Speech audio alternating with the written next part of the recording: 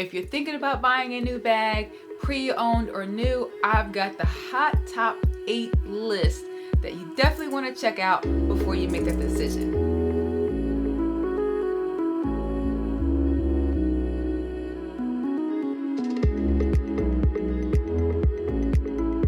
And then when I saw the research for 2020, what the top 8 bags the industry says is worth the investment and that you'll have for a long time, when I look at the list, I'm like, wow, yeah, okay, yeah. I absolutely agree with every single one of them. Drum roll for number 8. You will not believe what number 8 is. I was actually surprised myself, but I'm like, okay, they're the professionals, but I'm happy to even have it on the list. And that is, number 8 is the Hermes Birkin. That is number 8. And so I will say, compared to some of the other bags that I do have, I probably do carry this less.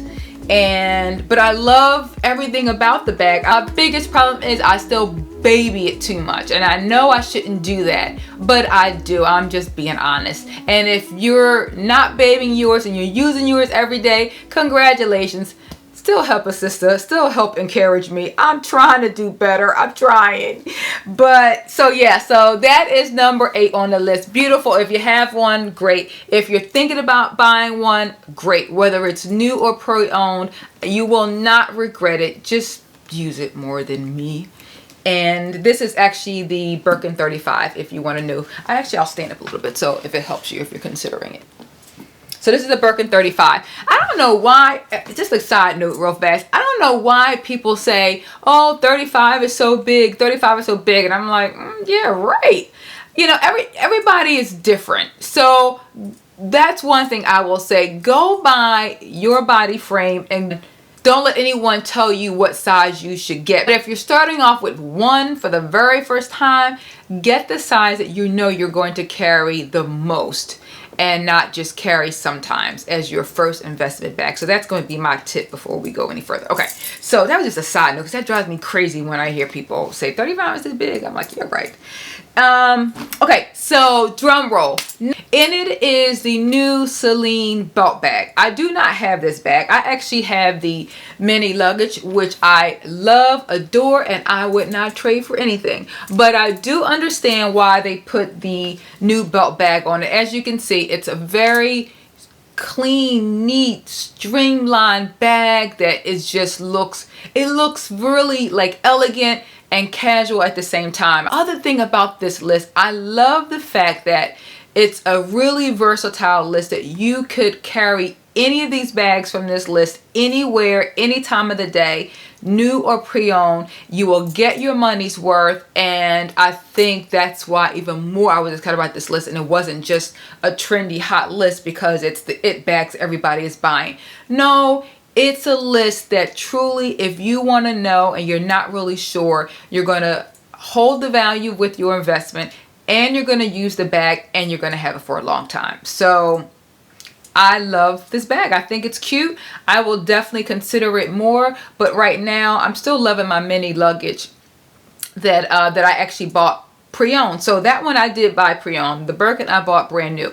I love buying new and pre-owned, I will tell you guys. So, and I'm going to do more of those conversations moving forward. But yeah, I'll save that for other videos. But anyway, okay, so now that was number 7, right? Okay, number 6. Number 6 is definitely a popular bag by a lot of people, and that you're definitely gonna be like, yay! And that is the Gucci Diane's bag. I do not have it. As you can see, it's a beautiful bag. I have always liked the fact that one thing about this bag, although I'm not a big shoulder handbag person, I like the fact that they gave you a nice, long, comfortable chain so it can fit underneath your arm, like very snug and neat and very streamlined. I thought the lines are very like elegant, the way the shape of the bag is. I like how thin and narrow it is, so it fits on your arm very nicely. And the fact that they have so many different colors and shapes and fabrics, it's just beautiful. So anyway, congratulations when you guys have it. All right, so now number 5. Number 5 is another classic. Has been out for a long time. I will give you the hint. It's by Givenchy. And it is another beautiful top handle bag, and that is the Antigona. I've always loved this bag. Love the fact that it's a top handle bag with giving you the option of having a strap to it if you would like. And it comes in 3 different sizes, and all the colors have always been very beautiful. If you know, the black, the burgundy, and I know that also they're making like some pretty soft spring summer colors if you want to go more of that vibe versus the darker color leathers, because they've kept the shape and the classic look about it. You won't be able to tell if that bag is 10 years old, 5 years old, or 1 year old. And that's the other great thing about this list that I love. You cannot tell how old the bags are, long as they're kept in good condition, and which I know we do. You make that investment, you're going to take good care of what you have, so that won't even be an issue.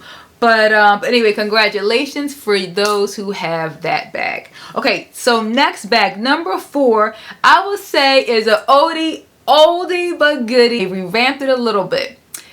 By Dior, hint, and that is the saddle bag. I never had the saddle bag. It's beautiful. I think the good thing about it as a revamped look that they just brought it back, that they gave you the option to have a longer strap, which I think is so much better. So congratulations. It looks like the saddle bag is going to be out for a long time as it continues. So if you're thinking about it, the list says go for it. All right, so that was number 4. Okay, what's number 3? And that is Fendi. Fendi really has, I mean, if you get a chance, definitely walk into their boutiques. I mean, they've done just a really nice job, from accessories to the sneakers and the handbags, but still front and center are the beautiful classic peekaboo bags, and that is number 3.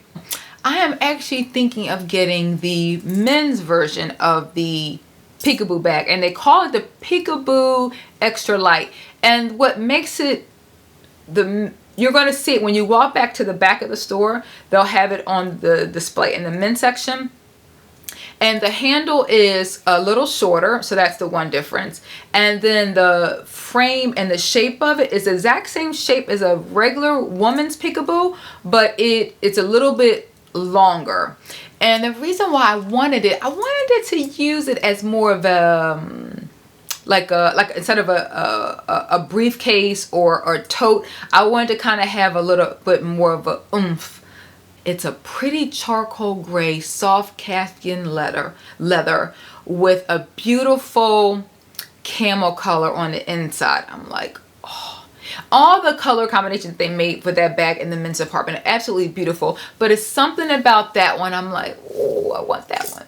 I want that one, but I don't know. We'll see if I'm able to find it pre-owned someplace. But if you're looking for a nice like tote and want to do something a little bit different, definitely check out the men's Peekaboo Extra Light. It's a beautiful bag. So congratulations if you have the Peekaboo. And so onward to number 2. All right, number 2 is, drum roll, definitely, okay, letters of LV.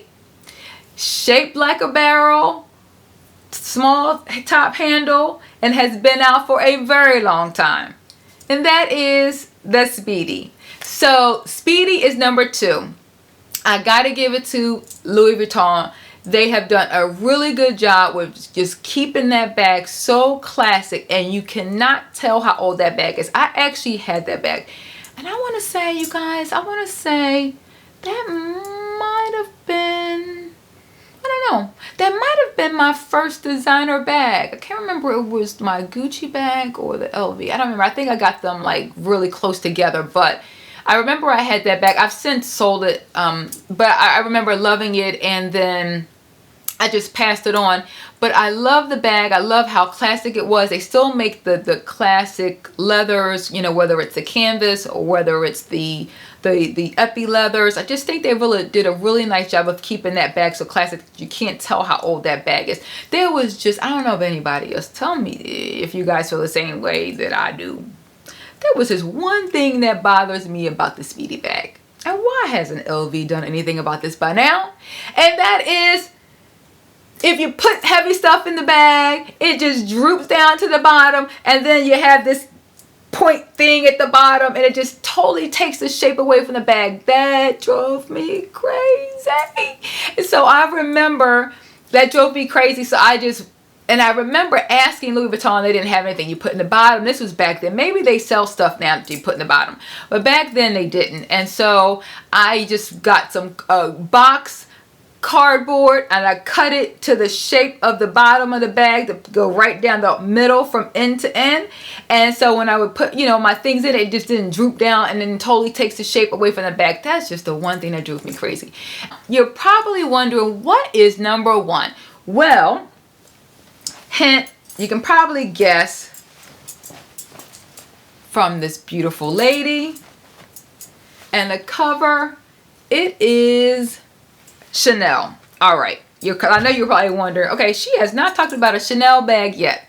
Yes, Chanel is number one. When I first saw what the number one Chanel bag was, I was like, why did they choose that bag? So I said, okay. So after I did more research, because they didn't explain why they chose this one as number one. So I did my research on my own, and when I found out that it was actually the first shoulder bag that Chanel created, and she created because her other bags were, you know, just handhelds, and she thought that women wanted to go to the opportunity of having hands free, and so that's when she created this bag. The other thing, which I just love, just even learning more about her and her life, that she grew up in a convent, and the uniforms that they wore were burgundy. So hence, that's why she chooses all of the majority of time the inside, the pocketbooks are burgundy, because it reminded her on where she came from. Another thing about this particular bag is the chain that's around the bag for your shoulder. At the convent, the people that work there carried the keys on their waist, and then on their waist the keys were attached to a chain. And so she mimicked the exact chain that was carried on their waist for the strap for this particular handbag. And so the number one pocketbook is the 2.55. Now, I do not have the 2.55. I actually have the classic double flat bag, but I think, you know, I'm so appreciative to have this bag. And there are some similarities between the 2.55, obviously. You know, like one thing is the burgundy lining I just talked about, and the fact that it has the letter holder at the top that's often talked about, that she used to put love letters. So she actually does that for the 2.55 bag as well. And then the fact that it was, so if you have originally it was fine-tuned in 1955, and it was called the 2.55. And then they had a 50-year anniversary with the bag, and then that's where the reissued 2.55 came from. So when they had the 50-year anniversary, then they just renamed it reissued 2.55. So, which I didn't realize that either. So that was just, once again, just showing you the history. And if you've had the bag, if you're going to get the bag, you know it's a classic bag that will be around for a long time. And I'm hoping that history helped you a little bit more if you are on the fence and you're about to buy one, just to be even more excited that if you can get your hands on one and you want one, go for it. And if you have it, congratulations on having such an amazing, beautiful bag from a beautiful person and a beautiful brand that we all adore. Check out my video too here on how I feel about having the Birkin bag and how I attained it and what I think about it. And so I'll put that video here about it. So if you haven't heard from my last couple of videos, I am on a serious mission. I may be crazy, but it is the desire of my heart for my birthday, and then my birthday wish is to hit 5,000 subscribers by my birthday in June. I know I may be crazy, but it's the thing that I want. It's the one thing that I want. So I'm hoping you guys can help me. I cannot possibly do it without you. And if you haven't hit that subscribe button already in this video, definitely do it for me right now. I would appreciate it. Pass it on. Tell some others. Say, look, this crazy girl's trying to hit 5,000 by y'all and by 1 month. Can we help her? I would appreciate it. Thank you so much. Have a wonderful, wonderful, wonderful day. And I'll definitely be seeing you guys in a few days. I got some more things up my sleeve. So anyway, thank you guys. I love you, and I'll talk to you real soon. Bye-bye.